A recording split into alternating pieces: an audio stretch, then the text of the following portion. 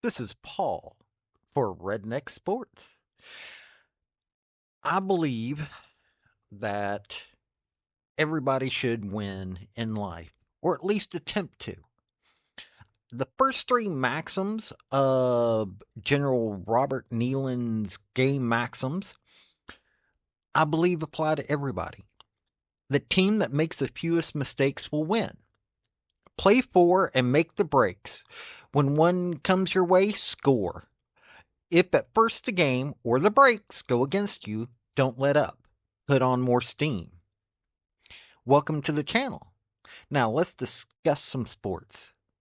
Oh, and if you don't mind, like, subscribe, comment. And I've got a link tree down below that's got my social media, and it has my Patreon if you want to help out. Thank y'all. Hey, folks, so we're going to cover college football this past week. I'm going to cover it in the order in which they were played. No, I'm not going to cover every major game out there. I'm going to cover the games that had a little bit more oomph in these smaller circles. These are folks that could have gone to the college football playoff, that were showing that they had some contention to be able to do that. Some failed, some didn't.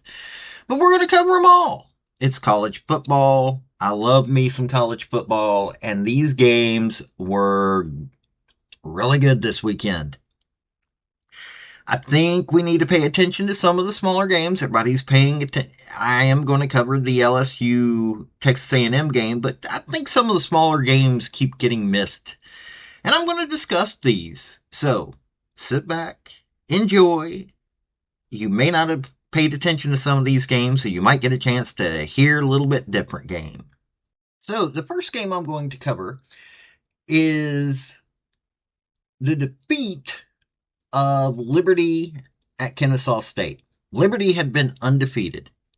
They had had to cancel a game because of Hurricane Helene, but they were looking like they were going to run the gamut when it came to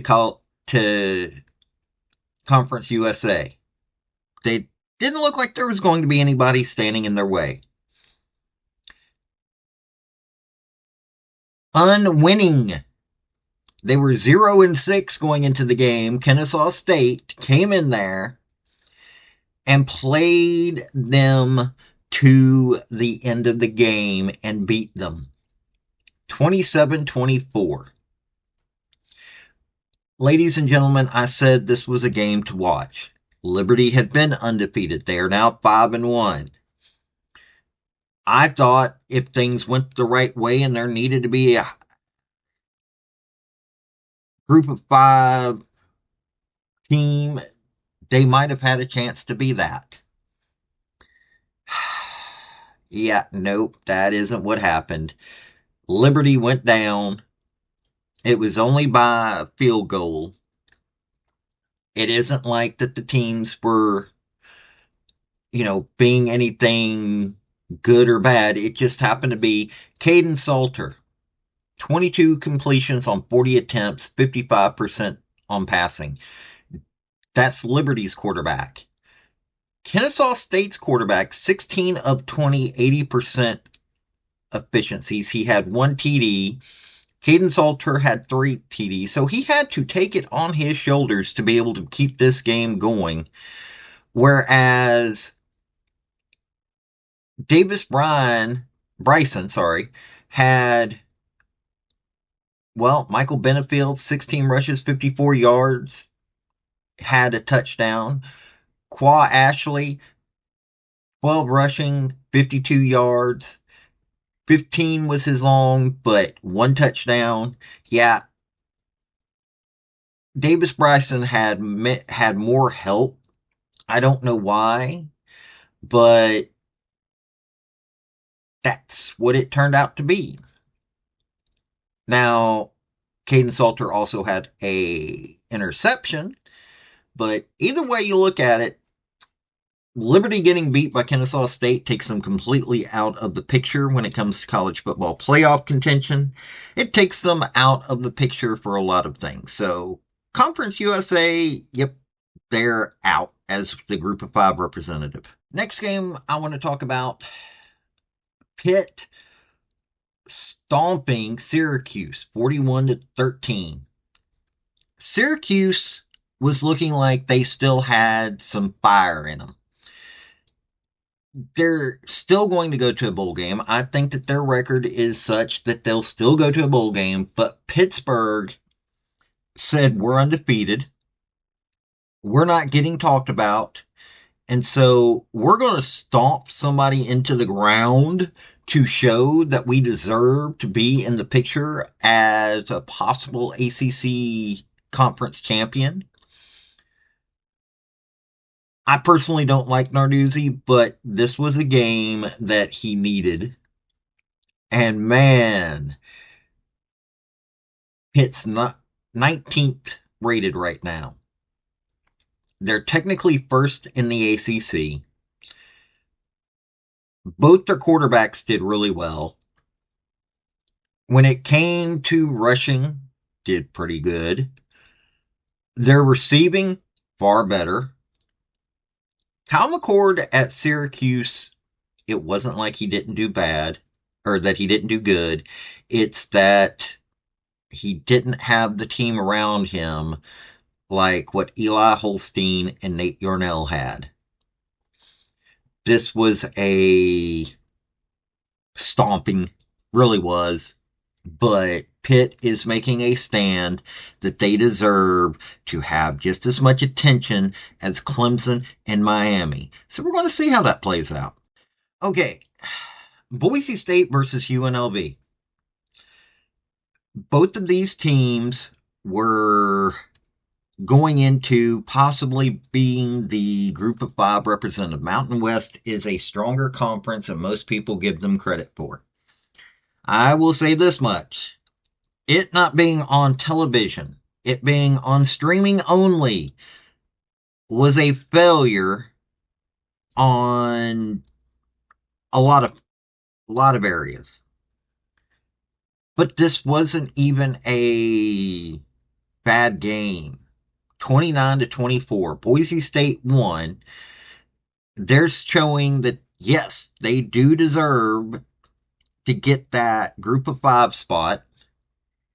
Them only being ranked 17 is pathetic. Ooh, Oregon beat them. Yeah, it's Oregon. They're the current number one team in the nation. UNLV got beat by Syracuse, an unranked team that just got splattered by Pitt. And then it was 29-24. UNLV had home court advantage, and they fought every minute of that game. So this was a game that if you got a chance to pay attention to or watch. Okay, it says here they're number 15. I'm sorry, I was off by 2 spots. They have 2 different rankings going on here. Maddox Madsen for Boise State had a good game, 1 TD on himself. Ashton Genty had his type of game, 128 rushing yards and a TD. Maddox Madsen had a rushing TD. Matt Lauder, one of their receivers, had a TD. They were fighting hard. Malik Williams had a game. On top of being the good quarterback, he had a rushing touchdown. He rushed for 105 yards. But if you've got to have your quarterback have 105 rushing yards, you don't have a complete team. Boise State does have a complete team, and this was shown. And hey, they won that game, and they're definitely looking to be a lock for the college football playoff. To know that Indiana, of all teams, is undefeated, 8-0. They went and beat Washington. Okay, Washington's 4-4. They're going to have a hard time getting those last 2 wins, but they probably will. to get to a bowl game, but Indiana is saying, "Hey, we could beat Ohio State." They honestly look like a team that could have beaten Ohio State on Saturday. I'm not saying that they will. I'm saying that they looked like one. Washington wasn't a fair competition for them. Uh, Indiana's Taven Jackson, 11 of 19. He had a TD, one interception, rushing 123 yards for Justice Ellison. Omar Cooper got a touchdown. That's one of their receivers. It was a good team effort. Washington, Will Rogers, 73%, 19 of 26. Had 2 interceptions, though. Damon Williams rushed for 15 yards and got 1 touchdown. Jonah Coleman got 104 yards rushing. Wasn't able to get into the end zone. This is one of those situations where they are looking like they may not have the right quarterback at Washington, or it could just be that they just don't have it this year. They aren't looking like they belong in the Big Ten. They aren't looking like they really should have left the pack. So we'll see how their season ends, but hey, Indiana's 8-0. I don't know the last time that happened. I could look it up, but let's just say, yeah, this Indiana team is looking like somebody who's wanting to make it. Okay, the game that I was thinking was going to be far better. Notre Dame 51, Navy 14. Yes, Notre Dame is trying to say that they are elite. They are showing that they are working to be elite. Blake Harbath had 88 yards by throwing. Had 1 interception.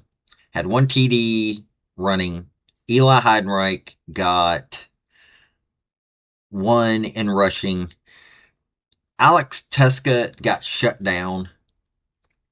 Blake Horvath didn't completely get shut down, but didn't have.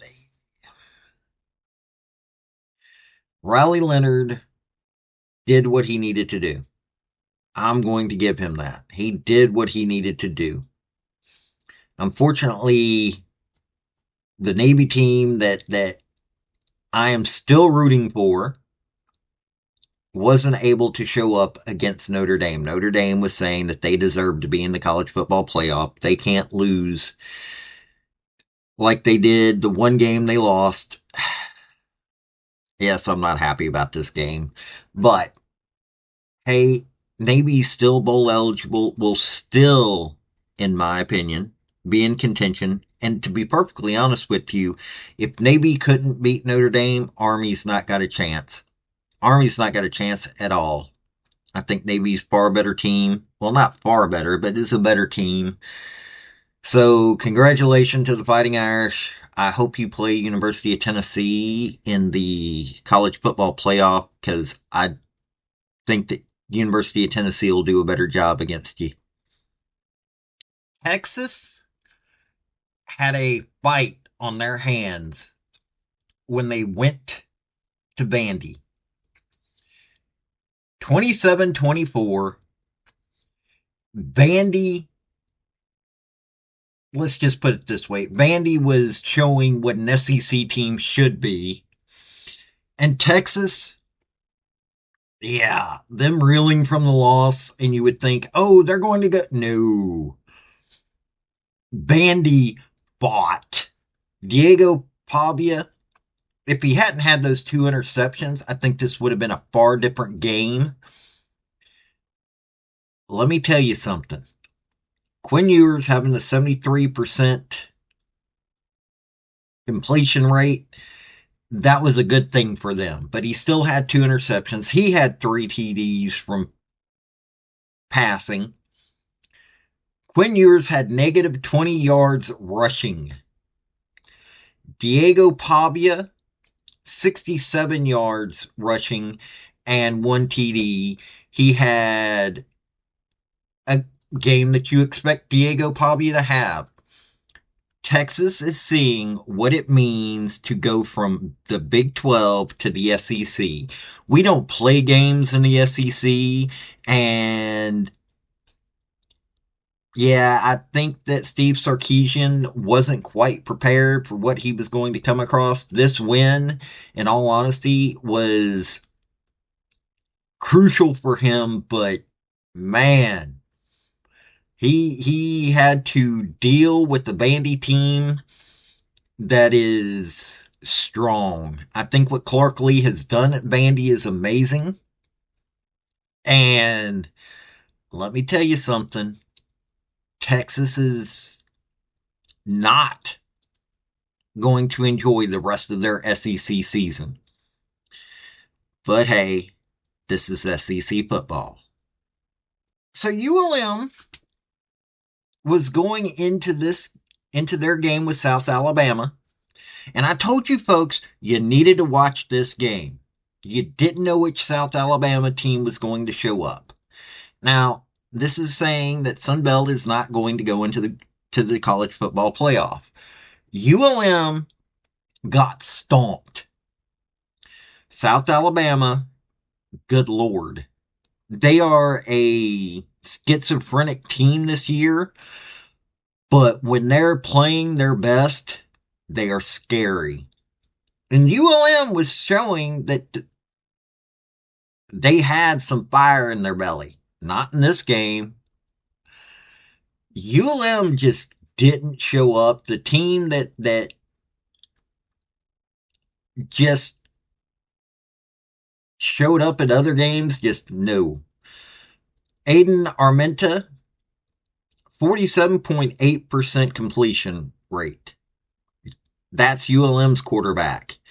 Gio Lopez, South Alabama's quarterback, 60% completion rate. 168 yards for him in passing.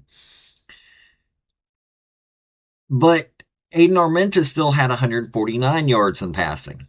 But 2 interceptions for Aiden Armenta. Whereas South Alabama had Kentrell Bullock, who rushed for 141 yards. Bluff Bothwell, now there's a name right there. Sorry, Mr. Bothwell, but that's a name. 119 yards rushing. Braylon McReynolds, 73 yards passing. Basically, this was a run it down your throat every chance you get. Kentrell Bullock, 2 TDs. Bluff Bothwell, 2 TDs. Braylon McReynolds, 1 TD. Gio Lopez, 1 TD. Yeah, this was running it down your throat football. This is that old school kind of football that people love watching. Hunter Herring for ULM had 1 TD. David Williams caught one for 1 TD. But yeah, the offense for South Alabama next year, if they keep this team, next year South Alabama could be a contender in many ways. So congratulations, South Alabama. But wow, you demolished a team that could have possibly have gotten ranked and gone to the college football playoff if UNLV had been able to have a better game. Wow, is all I can say. LSU and Texas A&M. These were 2 teams that were looking at the chance of being the SEC champion. Texas A&M wanted it more. Mike Elko took a team that was loaded down with talent. Lots of money had been spent, but hadn't been coached well. Mike Elko showed what that talent could do. 38-23. This was wow. uh, Marcel Reed and Connor Wigman. Connor Wigman didn't have the game that he needed to have, but then again, though, he got sacked 4 times. Garrett Nussmeier still showed that he had the ability, but those 3 picks hurt them. Rushing for both teams, yeah, LSU didn't have much of a rushing game. I honestly believe that the rushing game, even though their high was 91 with Amari Daniels, but the -14 of Connor Wegman, yeah, that one was bad for them. Receiving, Aaron Anderson had a touchdown for LSU receiving. Mason Taylor had a touchdown. Garrett Nussmeier had a rushing touchdown.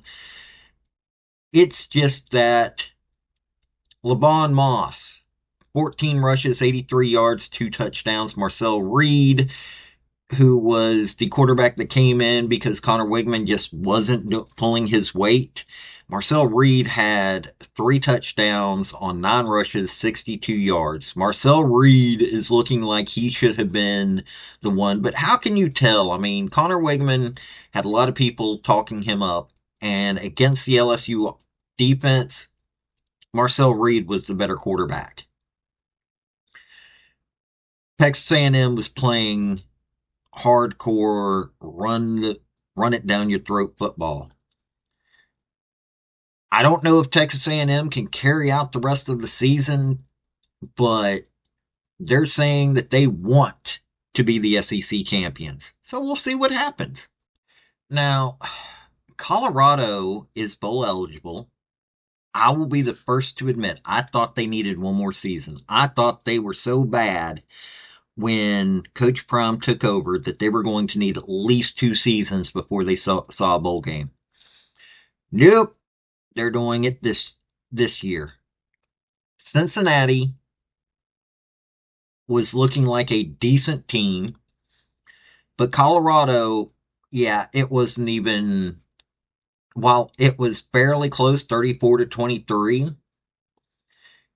Shedeur Sanders had 2 TDs, 83.3% completion rate.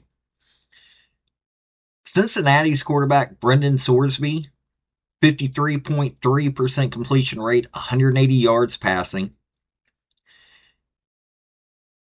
They had Evan Pryor rush for a touchdown at Cincinnati, whereas Isaiah Gustav had 91 yards, 1 TD. Shedeur Sanders had 5 rushes, 1 yard, 1 TD. Travis Hunter receiving 2 TDs, 153 yards. And they had Joe Royer and Tony Johnson at Cincinnati get a TD apiece. This was a hard fought game, but Colorado is showing they've got a lot of fight in them. They aren't going to win their conference, more than likely, but it doesn't mean that they are not a team that is scary. It doesn't mean that they don't deserve to be ranked. I just think that, they've still got a few little things here and there that they need to work on, but I got all the respect in the world for what Coach Prime has done there. They may not be winning pretty, but they're winning. And they're showing that they deserve to go to a bowl game this year. They're showing that they deserve to be paid attention to. So, this is a game that if you didn't watch it, you missed out. Really good game. Now, some people call those who don't watch every game casuals. No, there's just a lot of really good football being played right now. It's not that we've got runaway teams out there. Oregon's kind of looking like it, but you've got some good football. You don't know who's going to win a game. To be perfectly honest, I'll admit it. I thought LSU was most likely going to win the game. But Texas A&M had more fight. ULM getting beat. Man. Navy getting beat. Man. Group 5 did not have a good weekend except for the Boise State UNLV game. And UNLV cannot come away from that game feeling like they're down. UNLV showed up and fought, but Boise State wanted it more. If you're not watching college football right now, you're missing out on some really good games. Quit worrying about, oh, who's going in the college football playoff, which, some of us will talk about, but you should be watching Colorado. You should be watching Indiana, of all teams. You should be watching Illinois, even though they got beat by Oregon. This has been an amazing season, and it's not done yet. Thank you for watching this video. I've had some fairly good success with all of my redneck sports stuff, and I hope you enjoyed the topic. If you did, like, subscribe, comment, all that rigmarole, and also just let me know what you want to hear about. I'll give a redneck spin to this stuff. Let me tell you, I love sports. So I love people that want to join me in that. This has been Paul with Redneck Sports. Y'all have a good day now. Bye.